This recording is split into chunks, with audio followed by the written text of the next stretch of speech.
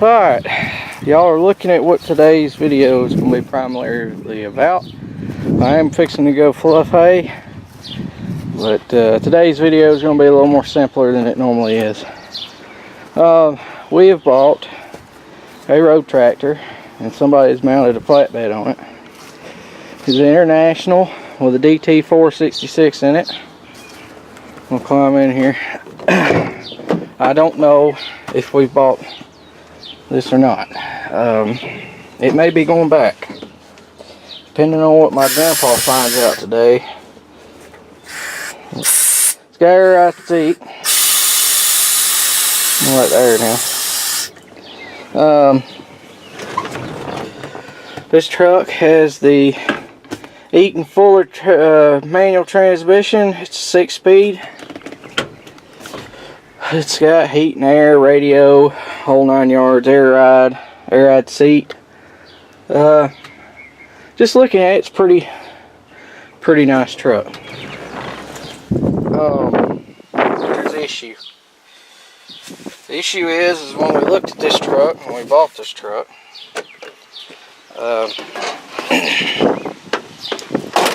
we knew it had a few issues, but we thought those were going to be addressed. Now, this truck was supposed to have an issue every now and then with the starter clicking, and it had an oil leak. The oil leak was to be fixed. Okay, the oil leak kind of got fixed. It's still leaking a little bit. The transmission is pouring. We weren't told about that. The rear end is leaking. We weren't told about that.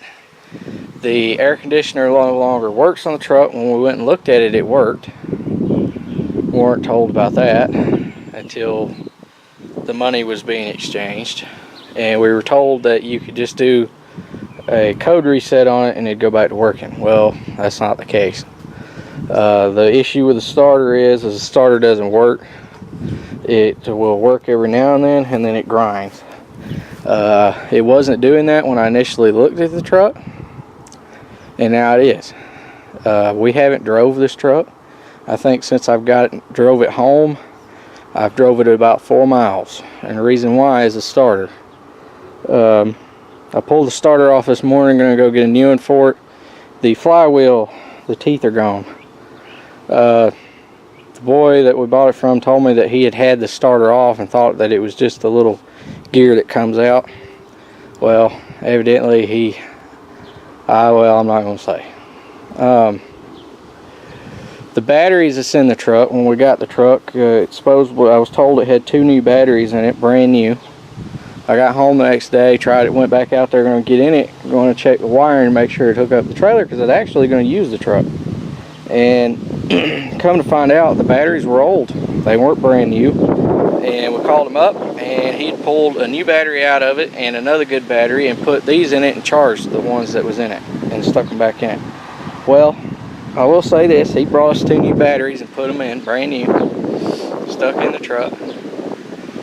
And that was before we got it started. Now, when we went to crank it, it wouldn't crank.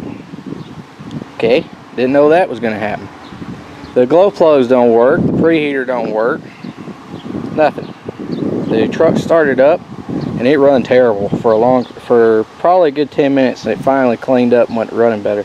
Now, I know a lot of these Internationals do that, but this one was a different story. If I crank it in the mornings, every morning, it's not as bad, but I think the issue there is the glow plugs and everything is not working. Weren't told about that. It's got a lot of issues that wasn't supposed to be wrong. We thought when we got this truck home, it was going to be simple, maybe have to replace the starter and get these fenders painted that have primer on them. And that was it, and take off the old stickers that was on it. Well, that's not the case. And from what Grandpa said when he left today, his full intentions are to send this baby back. So, and get our money back if we can. If not, I don't know what we're going to do. But that's the deal with the truck. Alright, I'm using 4610 today, and I got out the other chrome fluffer, greased it, got it ready to go, so that way tomorrow we can run both. Another thing I did while I was doing it is I raised the tether heads, the stars, up to the last hole, as y'all can see, and picked them up higher. The reason why I picked these up higher, and I like them up higher, is so that way you get more lift in the back end. The higher your tether is on the wheels, the more tilt you're going to have down in the front, which kicks the back end up higher. So that way it'll throw your hay farther up in the air. And with like fescue, orchard grass, or these oats I'm fluffing, it doesn't matter if it goes high. You want it high, so that way the air can get underneath it and it'll help dry it out. And it'll put more of a fluff on it and stand it up more. Now if you have it real low, it's more for like alfalfa or something with a leaf crop, and you don't want to throw it so that way your leaves don't fall off. You just kind of want to gently move it along and not really put that much pressure on the stalks. Now on fescue and stuff, it doesn't matter if you break the stalks. It's actually a good thing, because then it helps break it up more and you don't have such a stemmy of hay, and horse people don't like real stemmy hay. But as y'all can see, there's a bend here, a bend there, and a bend there. That's from that cloth conditioner. It puts those crimps in that hay and cracks the stalks, so that way the water can drain out of them. And that's how those works, and it squeezes it too. It doesn't squeeze like two rollers will, but it will. It does that crimping. And with fescue and stuff, the crimp is better than the squeeze. Squeeze is better if you're doing alfalfa. But that's why I like to set the height on these. Now this one had always been on the second from lowest hole, and we just hadn't ever changed it. And today I decided to change it and get more kick out of it. The other one I used yesterday was higher. It's in the hole that's right below this one, so it's just a tad lower. I'm thinking about moving it on up to the top hole too, so that way it'll pick it on up, because all our hay's mostly fescue and stuff, so we don't do any alfalfa. And that way we can get more kick out of it and get more air under it. We'll hop in the tractor right now.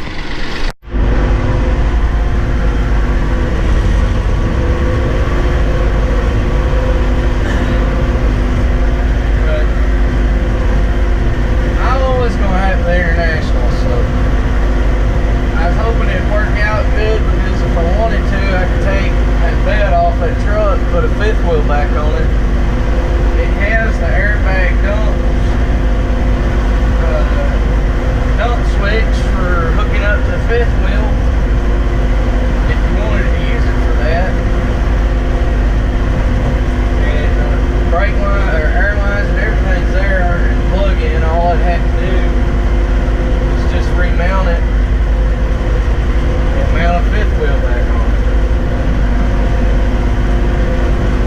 I don't know. It's kind of hoping it worked out. I don't know what's going to happen. The reason why we wanted that truck so bad, and we didn't say the heck with it, is because it was just like what we wanted right now and for the future. I wanted a larger truck, so that way if I wanted to eventually, I could put a fifth wheel on it. And I can pull box trailers and haul squares to them, to the feed stores and stuff, and sell square hay that way. And just go through feed stores selling it instead of having to sell directly to the public. And bale a lot of hay. But I don't know what's going to happen, but if that truck leaves, I'm pretty certain we're just going to look for another one like like that one. Obviously, if it has to have a bed put on it, it's going to be a little, and everything, it's going to be more of a pain. So I don't know what to do. I was going to use 383, and I decided to get this one out, the other chrome fluffer, so that way it'll be ready for Dad in the morning, so he can run one and I can run one.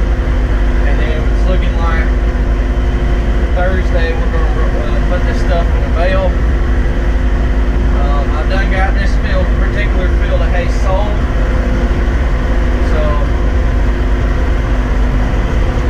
I've got it sold to a good customer of mine down the road. He buys just about every year. He buys all the hay that comes off of this one field.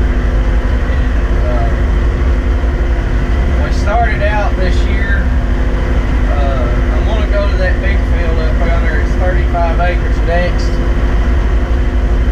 That's what the plan is. And I did these 3 little fields here next to the house, just to kind of get our feet wet before we went started doing our bigger fields, to make sure everything's all right. So that way I've not got tons of hay on the ground, and then not be able to get it up. I generally like to do this at the beginning of the year. The first week I'll cut a couple small fields and kind of get my feet wet and get the grit and the rust and everything off the equipment. Find out and make sure they ain't everything's right, going good and right before I get real crazy. 4610 is still doing good. Works great. The other day we was drilling those post holes with this tractor I was telling y'all about, and I didn't know it, but evidently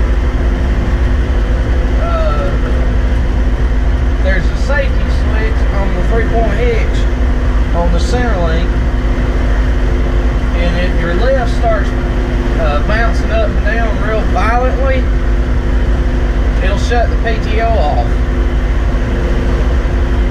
Now whether that's right or not, I don't know, but evidently that's what was going on, or the best I could figure out, because every now and then my PTO was cutting off, and when it would do it was when the lift on the back started jumping real bad when we hit a rock or something with that drill. The post hole digger we had on the back, and when it did it, it just cut it off. I'd have to turn it back on and it'd come back right back on. And there's a little sensor with a rod down there right underneath where the CVs, your spool valves are, and you can see it whenever it would go, it cut off. I got to where I noticed it moving, and I was watching it, and when that thing started jumping real bad, that little sensor would, it shut the PTO off. So evidently that's another safety switch, because this thing's a utility tractor. It's got all kinds of safety crap on it. Like you get out of the seat, either the PTO cut